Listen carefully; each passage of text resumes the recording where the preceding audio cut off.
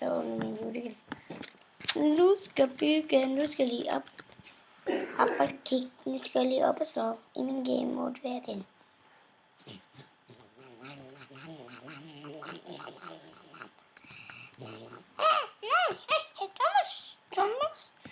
Thomas.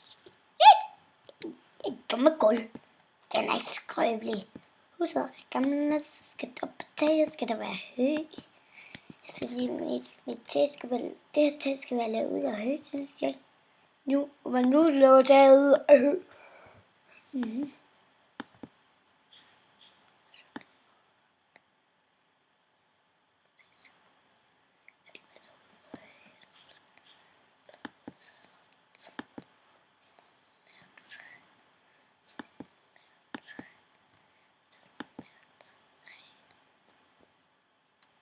Det er træ. Hvor høet er en munden. Der var noget hø. Og så der både noget trapper her. Nå. Nu smadrer det i mit luft. Wait. Nu ser det hele det heroppe bare lavet ud af hø. Nu ser det her hele heroppe bare lavet ud af hø.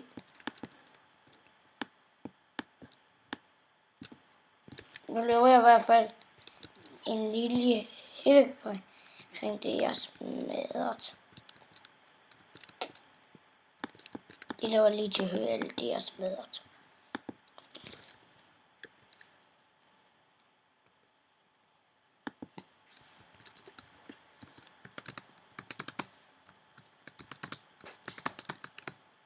Ups. Så må jeg få ordnet. Men det der, skal det der bare ikke være med optræk. Så kommer det til at løbe mig. Her skal der være en sti op. Nu går jeg op. Nej, forkert sted du skal være. Okay, jeg kan godt finde på, at jeg klipper mig færdig. Det kommer til at gå langt. Jeg skal bare for at klippe. Nå, det vil gå langt. Så skal jeg lige over til at gøre det. Men lige nu, hvor jeg lige optager lige nu, skal jeg lige have lavet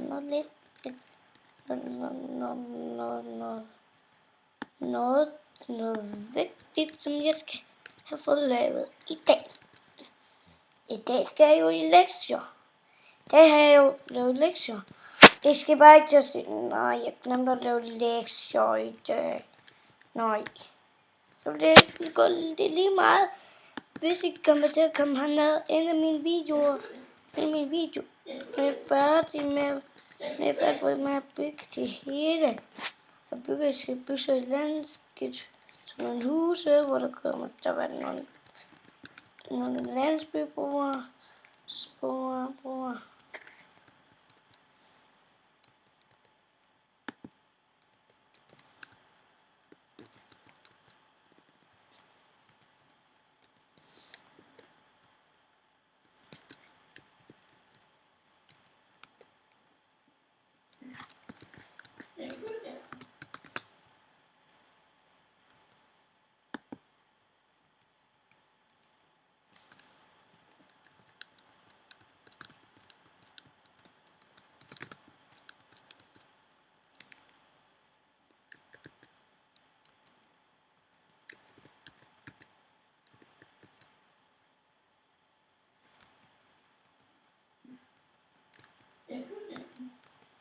Nu bygger jeg i hvert fald. Nu kommer der lige lidt noget. Her på taget skal jeg have sådan. Så har jeg så en lille her. Så her. Ja, jeg glæder mig til at skrive den til at overleve, hvis min mor kan. Og nu når vi ved det, jeg spiller ikke på playeren. Det gør jeg nogle gange, når jeg spiller Minecraft. Mamma stiller. Mor støtte. Nu har jeg ikke Minecraft 5 længere. Far har slettet mor slettet Minecraft 5, og far slettet Minecraft. Jeg får det ikke gang til at du længere nu. Spiller jeg ikke Minecraft. Kom på computeren. Hvorfor min mor gjorde det? Ups. Det skal jo lige være helt smadret.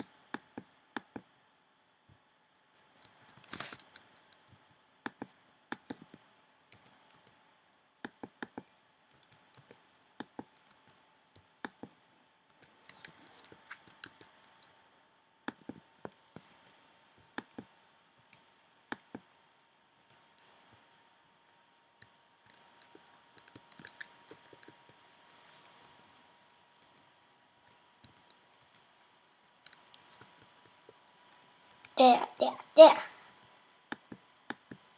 Jeg må ikke skrue op på lyden, det må jeg ikke, når jeg optager.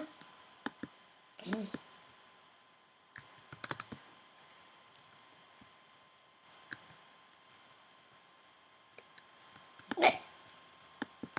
Okay.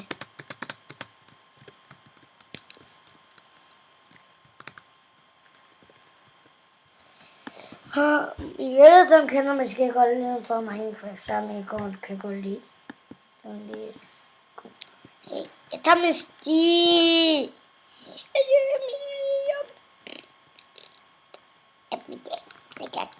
Tak med dig. Slemmersti.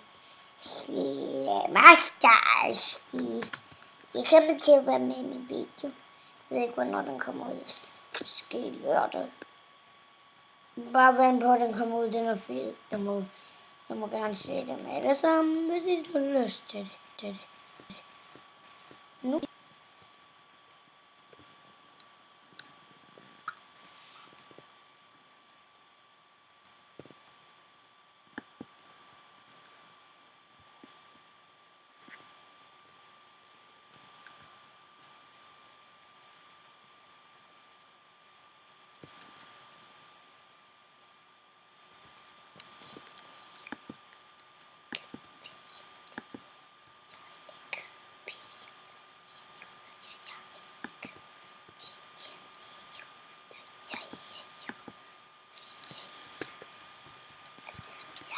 Gud, være hjem til salami. Og det her på ting. Så der lægger jeg lige en skorsten. Hvad er en skorsten her?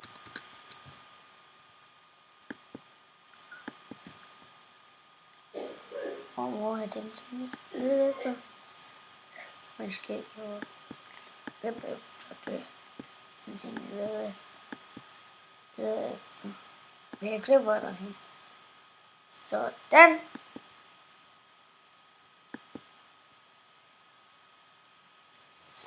Det er også klip.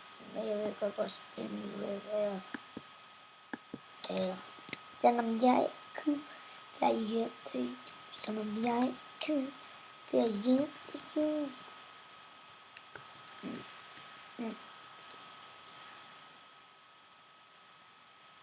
Jeg skal selv komme til.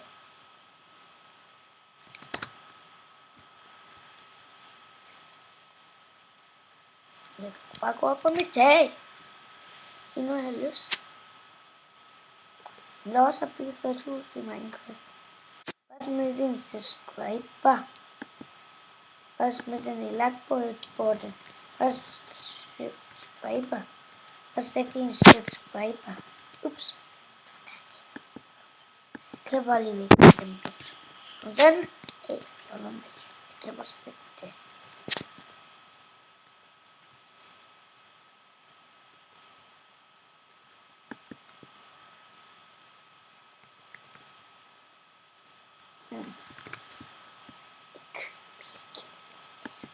Jeg ikke bliver hjem til jul, som jeg ikke.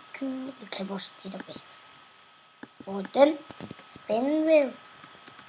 Som jeg ikke bliver hjem til jul, som jeg ikke bliver hjem til jul, som jeg ikke bliver hjem til jul, som jeg ikke bliver hjem til jul, som jeg ikke bliver hjem til jul, som jeg ikke bliver hjem til jul, som jeg ikke vi er hjem til jul, som jeg kunne, så vi er hjem til jul, som jeg kunne, vi er hjem til jul.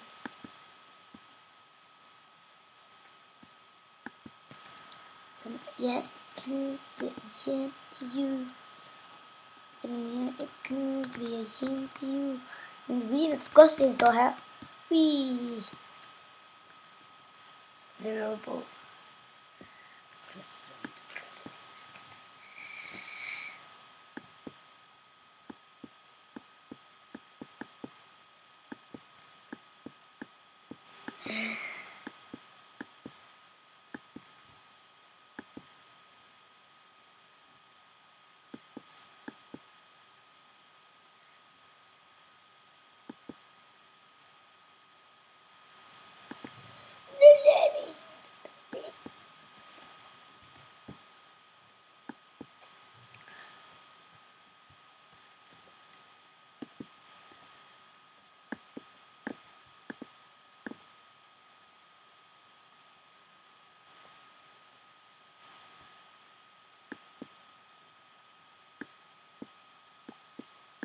Jeg vil have en flue.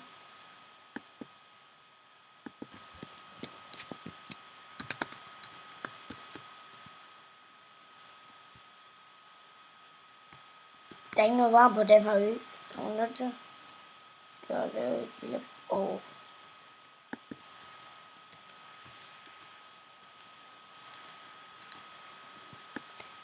En lille båd.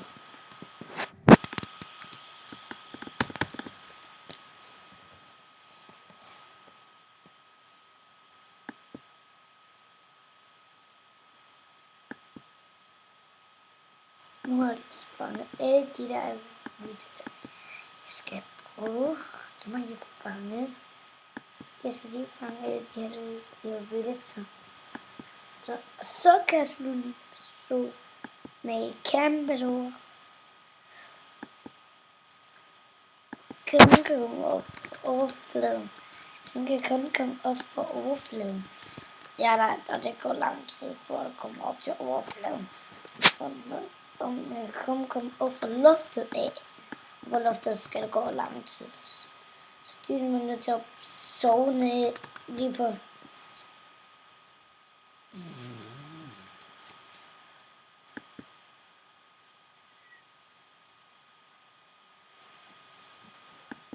Så sådan nogle ting, vi kan sove i.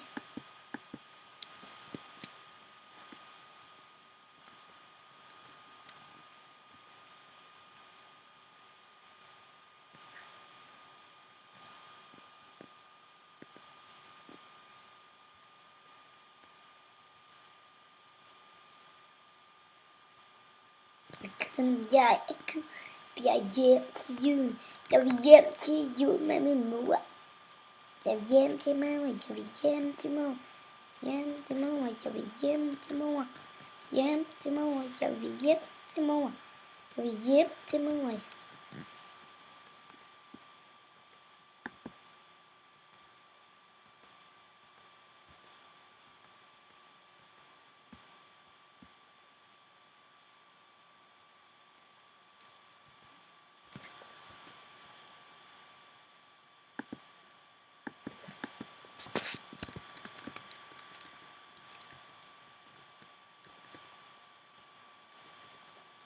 Der var brudstad her.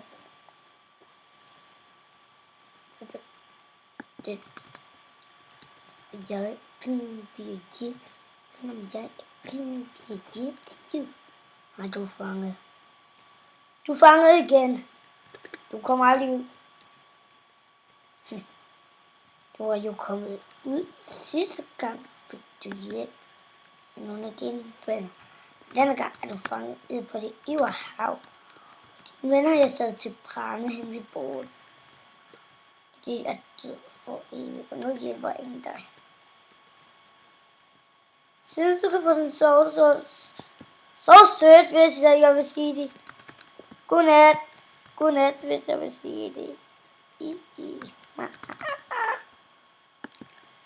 Man kan komme op fra.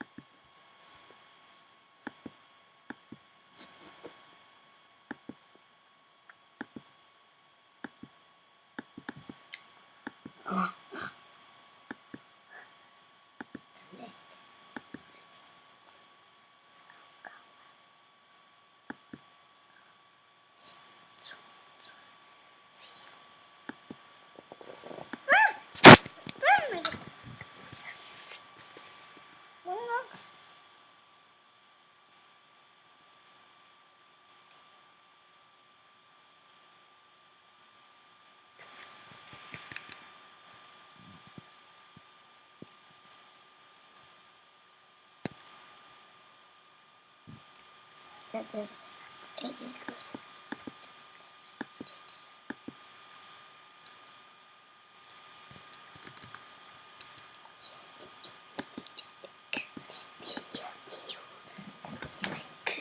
Vi er hjem til jul, når jeg er kød. Vi er hjem til jul. Hvis vi ikke bare.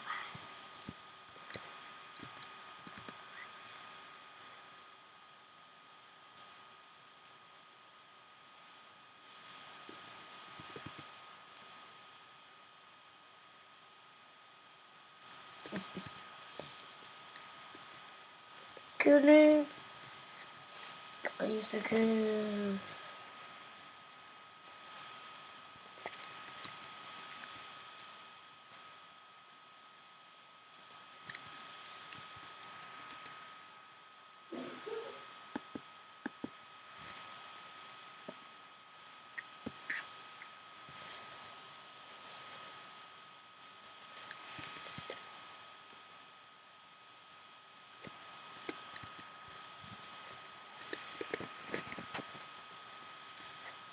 Selvom jeg ikke kan hjem til jul. Selvom jeg ikke kan hjem til jul. Gud, nu er han fanget i fængsel, og ingen kan stille til mig. Jeg går lige ned i en gammel mine. Jeg går lige ned.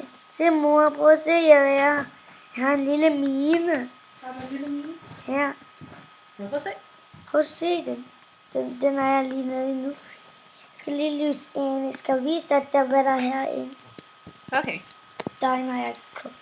Men jeg kan ikke se noget. Der har jeg ikke været endnu, og der har jeg ikke været endnu. Og der, hvor faren ligger der også en snor. Det er hernede, hvor jeg gang har sovet. Okay. Der var jeg så noget i net. Men mor, jeg må præsentere, min mor kan godt snakke lidt imens jeg snakker. Nu går jeg herop, mor. Ja, hvad har du deroppe? Okay. Der herinde har jeg fanget en villetor. En hvad? En sådan her. Det er en villetor, hedder det. Ja, okay. Og ved du hvad? Jeg har faktisk fundet ud af, hvordan man sletter ting, når man har det inde i det. Så det bare gør sådan her. Ja, Man okay. sletter det. Det var smart. Ja, og så herhen har jeg en lille bog, som jeg selv har løbet. Ja. Og det er ikke fint. Jo, det er i hvert fald. Og se hvad der er på her. Der er masser af lækkeri. Så en lille bål, så baller vi bål der. Og et lille tæppe herovre på. Og så herover har jeg mit hus, hvor jeg har en skorsten. Men jeg vil lige vise dig, hvordan. Du ved godt, hvordan der ser ud herinde. Ja. Men du kan ikke se, hvad der er nede i kæden nede hernede. Jo, hvad er der bygget dernede? En lille lager, hvor jeg har de ting, jeg ikke bruger. De her ting bruger jeg ikke. Nej. Det er meget. Det er ups, det er mig, der kommer til at gøre det. Jeg har gjort det i dag en gang. Jeg skal lige reparere det. Græs. Hey, hvorfor? Det er fakkel. Oho. Hvor en fakkel, den dræner mig. Ved du, hvad der ligger i den her kiste? Ingenting. Ja, okay. Og så her ligger der en ovn. Der ligger der ingenting i. Der må ikke ligge noget der i. Så der hernede. Hernede har jeg en julekalender. Prøv at kigge. Prøv at kigge. Ja, okay. Det er den første, anden, tredje, fjerde, femte, sjette, syvende, ottende. Det er dag. Og så se. Ved hvor 24 hen, den ligger lige her. Ja, okay. Se, der er mange. Mange bare alle dem der. Og skal jeg vise dig, hvad der er oppe i derovre. Nu skal jeg vise dig det der deroppe. Derinde i det der hus, jeg har taget at stå herovre. Og på loftet. Ja. Det er meningen, at man skal komme ind der. Ja. Og så vil vi finde ud af, at man kan gøre det bare her. Så er der et lille bord her, Ja. som jeg kan stille et glas vand. Jeg vil stille et glas vand, når jeg skal sove. Det var en god idé. Så har man noget, når der er, man vågner op om natten og er tørstig. Ja, så her har jeg jord og så en blomst. Her er bare masser af ting, jeg har lægget i det kiste. Der er ikke bare heri. Jo. Det er mange ting. Ja. Jord. Heri har jeg bare alle de ting, jeg bare deler med hinanden. Ja. Det er der, hvor jeg lægger nogle ting. Hov, de skal jo ind i arbejdskisten. De skal ind i arbejdskisten. Jord skal ind i jordkisten. Men blomsterne skal også ind i jordkisten. Sisene kan vi beholde. Jeg skal til at rykke på det.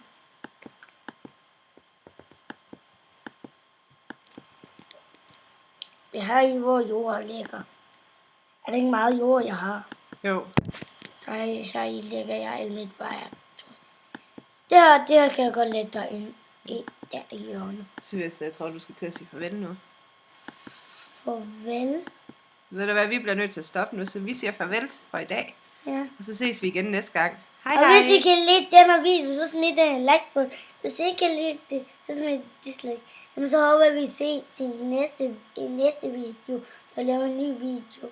Farvel. Farvel!